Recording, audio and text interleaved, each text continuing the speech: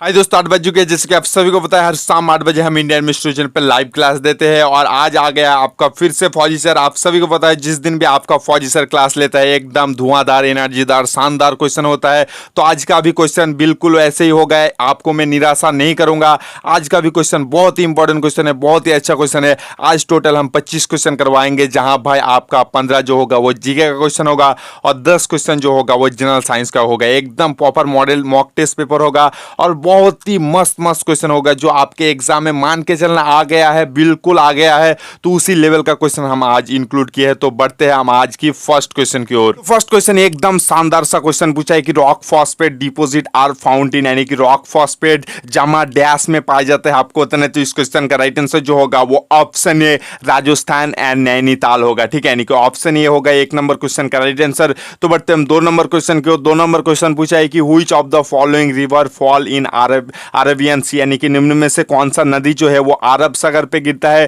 तो इस क्वेश्चन का राइट आंसर जो होगा वो ऑप्शन बी ताप्ती नदी जो होता है वो अरब सागर पे गिरता है। ठीक है, ताप्ती नदी को भाई शॉर्ट फॉर्म में तापी नदी भी कहा जाता है। सिर्फ तापी नदी ही अरब सागर पे नहीं गिरता, इसके अलावा और 3 नदी है वो भी अरब सागर पे गिरता है। नर्मदा नदी भी होगा, साबरमती नदी भी होगा और पूर्णा नदी भी होगा। ठीक है, मतलब नर्मदा, साबरमती, पूर्णा और तप्ती, ये चारों नदी जो होता है वो अरब सागर पे गिरता है। ठीक है, इसका भी ध्यान रखना बेहद जरूरी है। तो बढ़ते हम 3 नंबर क्वेश्चन की ओर। 3 नंबर क्वेश्चन पूछा है कि south Gangotri is located in, यानी कि दक्षिण गंगोत्री में स्थित है, आपको बताना है। तो इस क्वेश्चन का राइट आंसर जो होगा वो ऑप्शन ए अंटार्कटिका होगा। ठीक है, इसका ध्यान रख लेना, यानी कि 3 नंबर क्वेश्चन का राइट आंसर जो होगा वो ऑप्शन ए होगा। तो बढ़ते हम 4 नंबर क्वेश्चन की ओर। 4 नंबर क्वेश्चन पूछा है कि जवाहर, मतलब देखो, Jawahar tunnel is located in हुई स्टेट, यानी कि जवाहर सुरंग जो होगा वो किस राज्य में स्थित है। तो जवाहर सुरंग जो होगा वो जम्मू एंड कश्मीर में स्थित होता है। ठीक है, इसका ध्यान रख लेना। तो बढ़ते हैं 5 नंबर क्वेश्चन की ओर। 5 नंबर क्वेश्चन पूछा है कि the United nation was found on, यानी कि संयुक्त राष्ट्रों की स्थापना किस वर्ष में हुआ था, आपको बताना है। तो संयुक्त राष्ट्र की स्थापना जो हुआ था वो 24 अक्टूबर 1945 साल में हुआ था। ठीक है, यानी कि ऑप्शन सी होगा 5 नंबर क्वेश्चन का राइट आंसर। तो बढ़ते हैं 6 नंबर क्वेश्चन की ओर। 6 नंबर क्वेश्चन पूछा है कि main body of UNO is, यानी कि भाई संयुक्त राष्ट्र का मुख्य बॉडी क्या है, यानी कि मेन बॉडी क्या है। तो होगा भाई जनरल असेंबली होगा। ठीक है, जनरल असेंबली होगा, यानी कि ऑप्शन भी होगा 6 नंबर क्वेश्चन का राइट आंसर। तो बढ़ते हम 7 नंबर क्वेश्चन की ओर। 7 नंबर क्वेश्चन पूछा है the capital of Indonesia is, यानी कि इंडोनेशिया की राजधानी क्या है, आपको बताना है। तो इंडोनेशिया की राजधानी जो होता है वो जकार्ता होता है और जमाइका का राजधानी जो होता है वो किंगस्टन होता है। ठीक है, यानी कि 7 नंबर क्वेश्चन का राइट आंसर जो होगा वो ऑप्शन सी होगा। तो बढ़ते हम 8 नंबर क्वेश्चन की ओर। 8 नंबर क्वेश्चन पूछा है कि where is liberty of statue located, यानी कि भाई लिबर्टी ऑफ स्टैचू कहां पर स्थित है, आपको बताना है। तो लिबर्टी ऑफ स्टैचू, जिसे भाई स्टैचू ऑफ लिबर्टी के नाम से भी जाना जाता है, ये भाई न्यूयॉर्क में स्थित है। ठीक है, इसका ध्यान रख लेना है। स्टैचू ऑफ लिबर्टी जो होता है वो न्यूयॉर्क में स्थित होता है। ठीक है, बढ़ते हैं हम नेक्स्ट क्वेश्चन, यानी कि 9 नंबर क्वेश्चन की ओर। 9 नंबर क्वेश्चन पूछा है कि which is the largest lake of the world, यानी कि विश्व का सबसे बड़ी झील कौन सा है, आपको बताना है। तो विश्व का सबसे बड़ा झील जो होता है वो कैस्पियन होता है। ठीक है, यानी कि ऑप्शन ये होगा 9 नंबर क्वेश्चन का राइट आंसर। तो और अगर आपको क्वेश्चन इस तरह से पूछ ले कि चिल्का लेक, यानी कि चिल्का झील कहां पर स्थित है, तो चिल्का झील जो होता है वो उड़ीसा में स्थित होता है। और एक चीज मोस्ट इंपॉर्टेंट बोल दूं, मतलब देखो, अगर आपको क्वेश्चन ऐसे पूछ ले कि मानव के द्वारा बनाया गया सबसे बड़ा झील कौन सा है, मैन मेड लेक कौन सा है, तो होगा भाई गोविंद सागर होगा। ठीक है, इसका भी ध्यान रखना बेहद जरूरी है। तो बढ़ते हैं 10 नंबर क्वेश्चन की ओर। 10 नंबर क्वेश्चन पूछा है कि which of the following is not the official language of UN, यानी कि भाई निम्न में से कौन सा संयुक्त राष्ट्र का ऑफिशियल लैंग्वेज, ऑफिशियल भाषा नहीं है, आपको बताना है। तो देखो, संयुक्त राष्ट्र की ऑफिशियल भाषा जो नहीं होता, इसके लिए आपको सारा ऑफिशियल भाषा जानना बेहद जरूरी है। तो ऑप्शन डी जर्मनी, मतलब जर्मन जो होगा वो संयुक्त राष्ट्र की ऑफिशियल भाषा नहीं है। और कौन कौन सा ऑफिशियल भाषा होता है मैं आपको बोल देता हूँ। ठीक है, Arabic language, Russian, English, France, Spanish, Chinese, ये होगा। ठीक है, इसका ध्यान रख लेना है। तो बढ़ते हैं हम 11 नंबर क्वेश्चन की ओर। 11 नंबर क्वेश्चन पूछा है कि where is international police headquarter located, यानी कि अंतर्राष्ट्रीय पुलिस का मुख्यालय कहां पर स्थित है, आपको बताना है।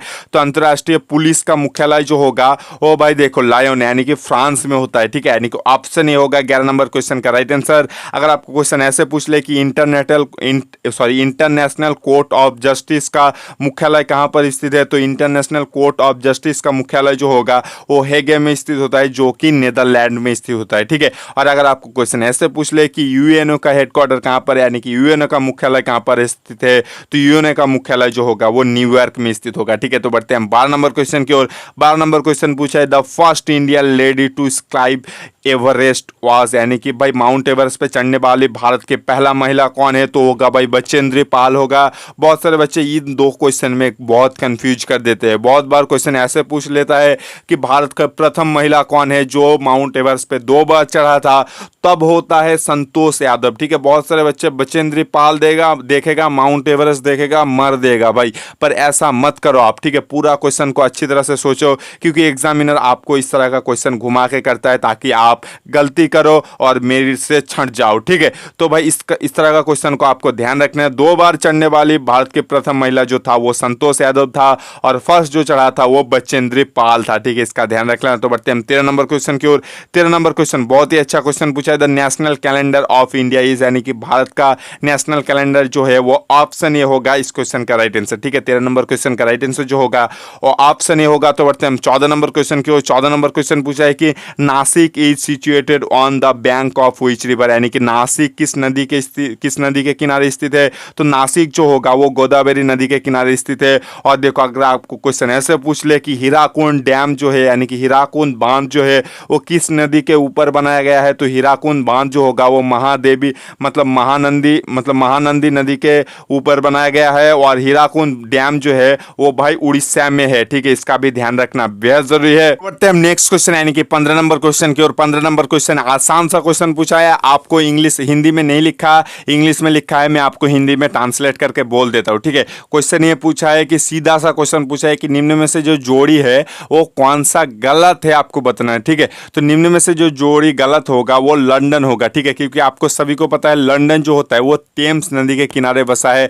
और यानी कि ऑप्शन डी गलत होगा, पर ऑप्शन डी होगा 15 नंबर क्वेश्चन का राइट आंसर। और ऑप्शन ए बी सी ये तीनों ईमानदारी से नोट कर लेना मेरे भाई, क्योंकि बहुत ही अच्छा क्वेश्चन था। तो इसी के साथ हमारा जीके का पार्ट खत्म होता है। अब बढ़ेंगे हम जनरल साइंस की ओर। जनरल साइंस में आज टोटल हम 10 क्वेश्चन करवाएंगे आप लोगों को। ठीक है, तो जनरल साइंस का फर्स्ट क्वेश्चन यानी कि 16 नंबर क्वेश्चन बहुत ही अच्छा क्वेश्चन पूछा है। The rate of change of momentum is called, यानी कि भाई देखो चेंज ऑफ मोमेंटम को क्या कहा जाता है, यानी कि कार्य करने का परिवर्तन का दर को जो होगा वो क्या कहा जाता है, तो होगा भाई ऑप्शन सी यानी कि फोर्स यानी कि बल कहा जाता है। ठीक है, इसका ध्यान रख लेना है। अगर आपको क्वेश्चन ऐसे पूछ ले कि काइनेटिक एनर्जी यानी कि गतिज ऊर्जा का फॉर्मूला क्या है, तो गतिज ऊर्जा का फॉर्मूला जो होता है वो हाफ mv² होता है, और स्थितिज ऊर्जा का जो फॉर्मूला होता है वो mgh होता है। ठीक है, इसका ध्यान रख लेना। तो बढ़ते हैं 17 नंबर क्वेश्चन की ओर। 17 नंबर क्वेश्चन पूछा है the unit dyne is associated with, यानी कि डाइन इकाई जो है वो किसके साथ जुड़ा हुआ है, तो डाइन इकाई जो होगा वो option D none of this होगा, यानी कि डाइन इकाई जो असली में होता है वो फोर्स है, यानी कि फोर्स के साथ जुड़ा हुआ होता है।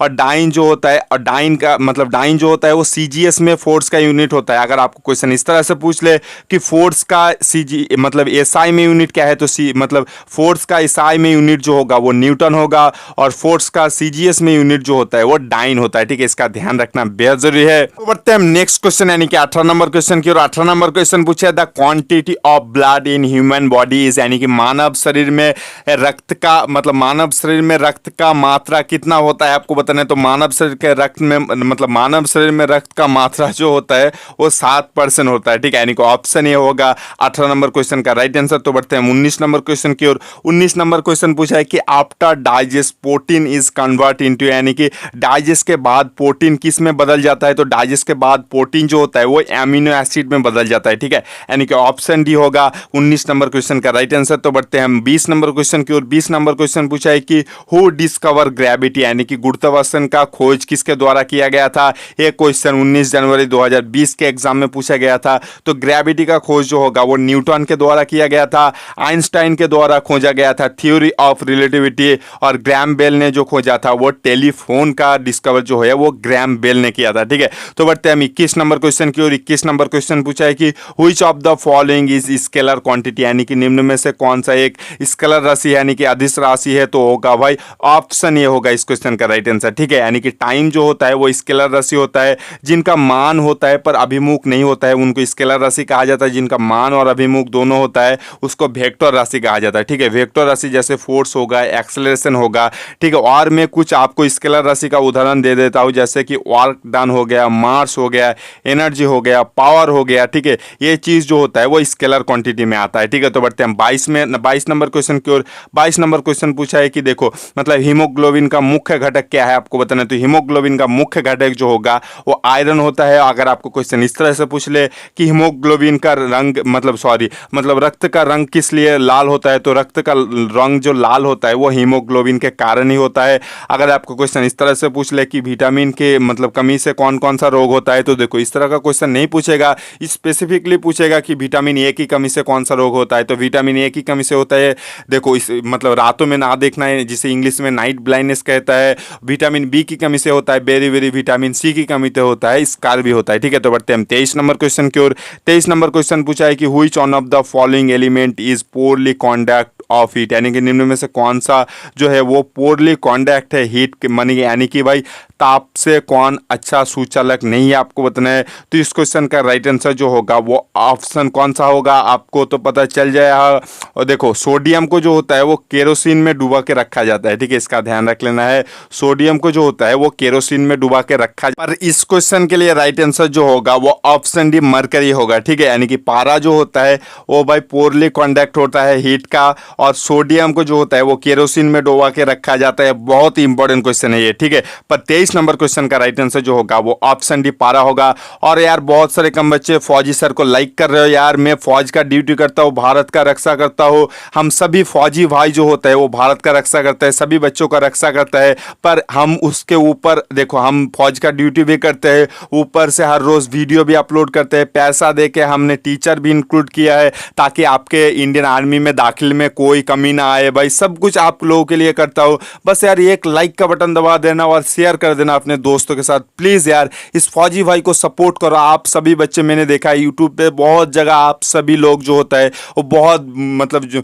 लोगों को सपोर्ट करते हो, यार इस फौजी भाई को भी सपोर्ट करो। फौज को आप सपोर्ट नहीं करोगे, जो फौज से आएगा वो अगर यूट्यूब पे मेहनत करेगा तो आप लोग उनको सपोर्ट नहीं करोगे मेरे भाई। फौजी भाई को थोड़ा सपोर्ट कर दिया करो यार, हम भी यूट्यूब में मेहनत करते हैं, हम भी चाहते हैं सभी बच्चों सभी गरीब बच्चों का भला हो। तो यार प्लीज़ यार सभी बच्चों को रिक्वेस्ट करूंगा, दिल से रिक्वेस्ट करूंगा, एक एक लाइक कर देना इस फौजी भाई के लिए। तो बढ़ते हैं हम 24 नंबर क्वेश्चन की ओर। 24 नंबर क्वेश्चन पूछा है कि acid rain are cause due to the present of which gas, यानी कि किस गैस की उपस्थिति के कारण अम्ल बारिश होता है। तो देखो NO2 और SO2 के कारण जो होता है वो अम्ल बारिश होता है, ठीक है। यानी कि ऑप्शन ये होगा इस 24 नंबर क्वेश्चन का राइट आंसर। और सभी बच्चों को रिक्वेस्ट करूंगा जो जो बच्चे जाओगे लाइव चैट छोड़ के एक एक लाइक करते हुए चले जाना और दोस्तों के साथ शेयर कर देना। जो बच्चे आपका फौज में आएगा या आने वाले टाइम पे आपका दोस्त फौज में एंट्री लेने की कोशिश करेगा, उन सभी दोस्त के ग्रुप में जरूर शेयर करना मेरे भाई, ठीक है। तो 25 नंबर क्वेश्चन पूछा है कि देखो electric current is measurement by, यानी कि विद्युत किस यंत्र से के द्वारा मापा जाता है। तो विद्युत जो होगा